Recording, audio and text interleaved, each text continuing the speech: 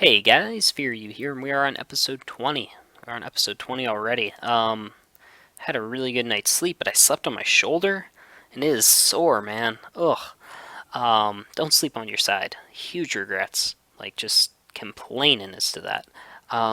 Anyway, today, we are gonna do something a little bit different. We're gonna take a look at a competitive game. Typically, I don't like looking at competitive games right away just because the level of coordination and execution you can't apply to a more casual base.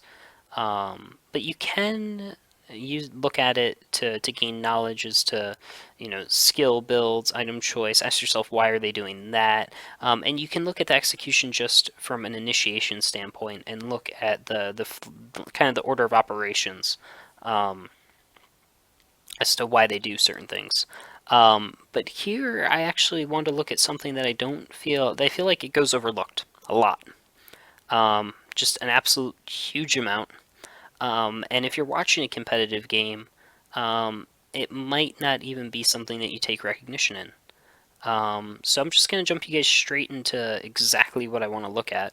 We're going to be looking at a game that took place in the Serious Business Cup earlier today.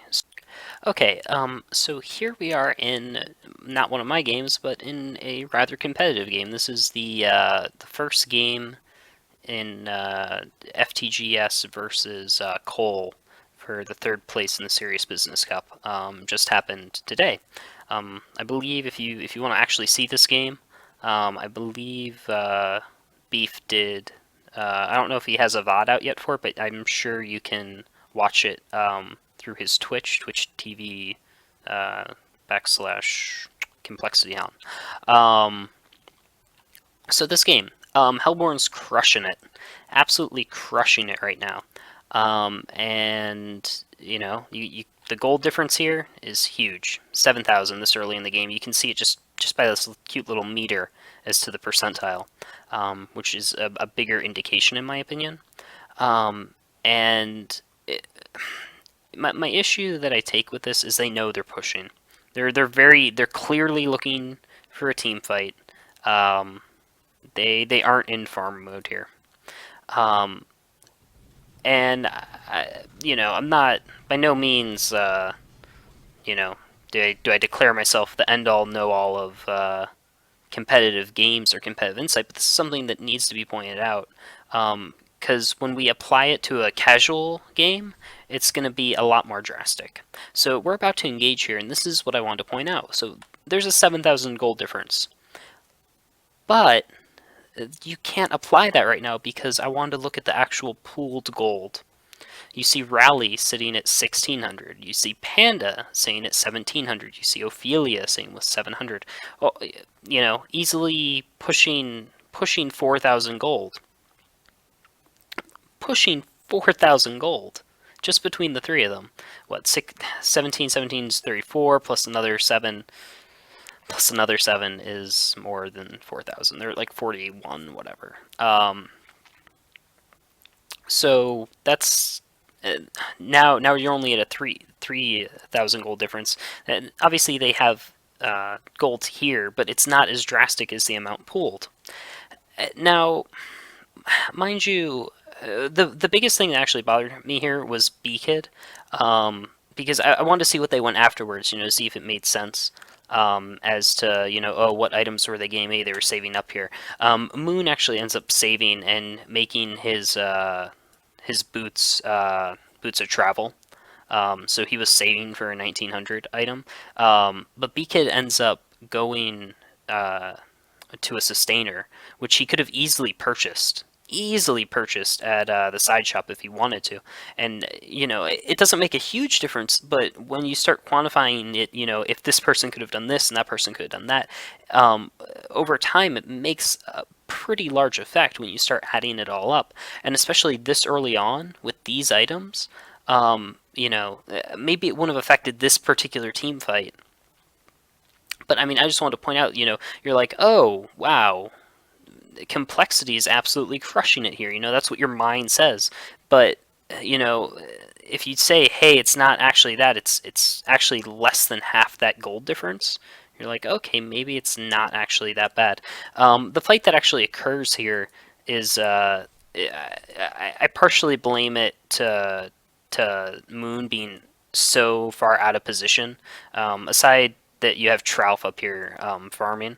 Um, the fight, they end up basically doing a 3v5, which becomes or I suppose it's a 3v4, which becomes a 4v5 once B Kid and our teal friend joins the fight. Um, and I just wanted to note like the actual gold difference there because I feel like that's rather important. Moonmender, by the way, gets a ridiculous compel on that Ophelia, keeping him up long enough to get his ult off, which I thought was amazing. I mean, their execution and tactics are, clearly they're some of the best players in the game. But I wanted to question the amount of gold that was just pooled there, because that's a big deal. That's a really, really big deal. Okay, so I know that those are the best players in the world. Are you sure you can criticize them? Um, I think you can always criticize them to a point, and I specifically wanted to use them because typically you can take what they do and apply it just multiplicatively um, to lesser players. If they're making a tiny mistake, chances are at an 1800 level it's made a little bit bigger, and at a 1700 level it's made a little bit bigger, and at a 1500 level it takes Mage Bane 60 minutes to farm what Angry Testy can do in 20 minutes. That's kind of I want to see how big of a deal it is at that level, and if I think it's a remotely big deal. Um, that means at the bottom end, it must be a huge deal. And if we can fix this, which it's relatively easy for us to fix, um, I think that's huge. That's not a muscle memory thing. That's not a, oh, can you take cover right before that Devo hook gets you? Can you sapcast that rally alt? That's something that I think any player can fix at any level, and it will make you exorbitantly better than several other players. So I'm just going to take a look at one of my previous games and kind of give you a look at what happened on a more casual level. Okay, so here we are in a very, very familiar game. This is one I showed you, I believe, in episode 17, maybe 16, when I discussed positioning. But now we're going to look at a different aspect of this fight. So I'm here in spectator mode, just like the last game, and we're going to look at the differences in gold. There's a 5,000 gold difference here. Levels are, how are they? 16, 17, 14, 19, 15 versus 14, 15, 16, 16, 17. So levels still slightly favor the Hellborn here, but I really wanted to focus on that gold. You'll notice that the Hellborn has a 5,000 gold advantage, which is huge. I mean, that's pretty monstrous. What, that's a BKB and a half almost? So, and the reason they have this goal is because they just knocked down 2 towers, if you recall. Um, and it should be a 5,000 gold difference. And you'll notice, this is going to be the last fight. This is what's so huge. If the Legion team loses this fight, they end up, they lose. You don't. I mean, it's the end of the game, so you're not saving for anything at this point. You need to spend every little bit because you can't risk losing. So what's going to happen is if you have spare gold right here, you need to spend it. You need to spend it on whatever you can, and that's what I tell my team. I'm like, hey guys, buy whatever you can. Normally, right here on Kraken, my next item is to go an attack modifier. I currently have. You can see I have the helm, phase boots, hatchet. Blood Chalice, Vestments, and then Demonic. But I'm gonna forego the attack modifier, and I'm gonna start building a headdress. And I'm gonna immediately go get that 950 piece, and Hag is gonna immediately go get an Arcana, so she spends some of her gold that you can see on the side. So she goes buys it real fast. I believe I courier really slowly. My piece, and then now we're here at almost fight time, right? Fight's about to start, and instead of them having a 5,000 gold lead, you'll notice that these guys over here, one has 1,000, one has 1,300, another one has 1,300, another one has 1,100, another one has 869. My team has 124, 110, 289, 56. Obviously, Hellbringer still has 1,300. I wish he would have spent something, but now instead of them having a 5,000 gold lead just in pure gold, they only have maybe just over 1,000. I'm sure someone can add those up for me real fast and figure that out. It's a lot less than it should be. And there's slots they could fill here. I mean, if you look at just Rhapsody, okay, Rhapsody has banked 1,400 and has a minor totem sitting on her person. That doesn't need to happen. You can make that minor totem absolutely anything, whatever the next item you plan on making, and even if you don't, maybe if you have like some a huge offsetting. Let's say she wanted to go crazy and wanted to build Doombringer. No, if this is going to be the last fight, get something right now.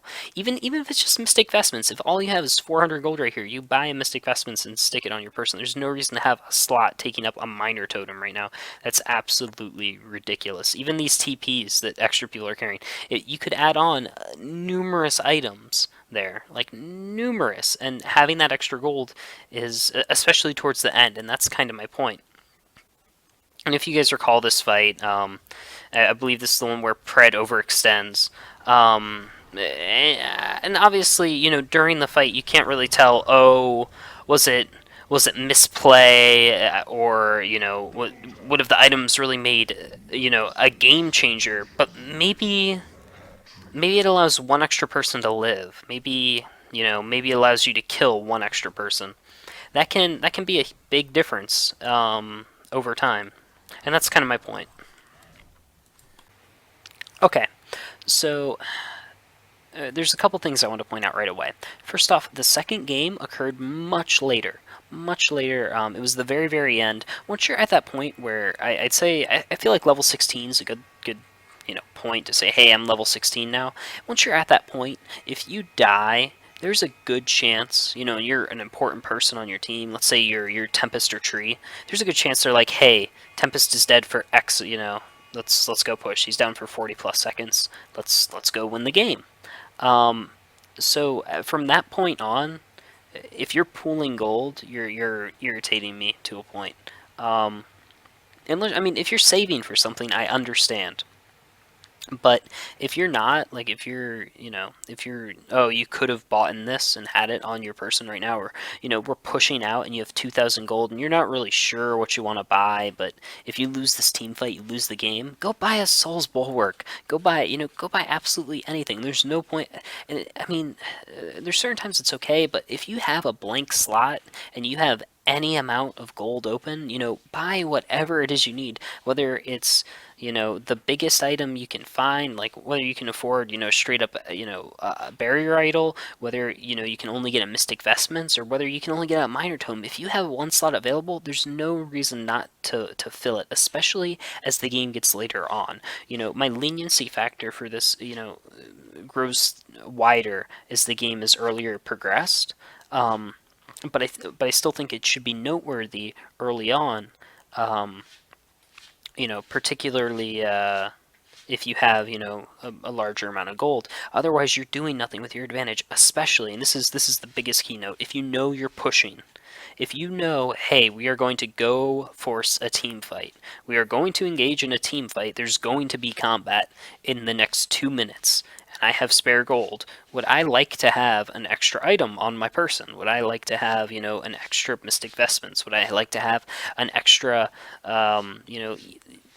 insert whatever item, depending on what your character is? And that's huge. That is absolutely huge. And it's just something I want you guys to consciously think about, and I think it'll make us better players overall.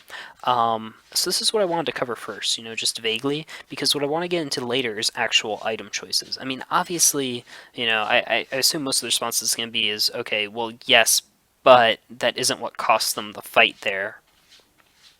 They were out of position, they played poorly, they attacked the wrong person, they were uncoordinated. Yeah, chances are that is what affects them. But all these little things add up, and that's kind of what I wanted to get into. And this is the most basic thing before we even get into item choice, and then we're going to get into actual execution, coordination, and teamwork. That's kind of what the goal is. These are the little building blocks that get us there. And what I'm going to get into next is, with my next couple of videos, is actual item choice. And this is something that's changed drastically. So this is something I kind of want you guys to think about before we even get there. And the biggest thing I want you guys to think about is 3.1. It's allowed us to get a huge influx of gold. Huge influx of gold. It comes faster now. So now, like the windows, if you think of like the time in which one person gets an item to the time in which they get their next item, that's kind of like a window. Whether it be 30 seconds or 1 minute, there's a time. They have so long until they get more powerful. That time has shrunk because they have more gold now, and this has caused certain items to be more powerful than other ones, and their windows have decreased relatively a large amount, and heroes' relative strength to one another has become altered as well because of this. Um, Often you might think of a hero like Pebbles. The time in which he gets his portal key has shrunk. Now he gets his instead of getting his portal key at 15 minutes, he can now get it at 11. Or instead of getting it at 20, he can, depending on what kind of player, maybe instead of getting it at 25, he can now get it at 15, depending on what your skill level is. But it's relative to, okay, yeah, he got that, now he gets that earlier, but now how soon is it until the enemy team gets BKB? Maybe before they got it at 30 minutes and now they get it at 20. So now he only has this long to actively use his portal key before people have a really, really good response. And these timings have changed with 3.1, something we need to think about. And depending on, every single different team composition that you can verse and team composition that you have can change the relative timings depending on what items they have and so on and so forth. Maybe that was a little confusing, so I'm gonna alter it to something super simplistic to give you guys a rough idea what I meant. And it's just one particular item that I wanted to think about: barbed armor. It's a pretty simple item. And the reason I wanted to pick it out particularly is because I've become a big fan of it. Huge fan.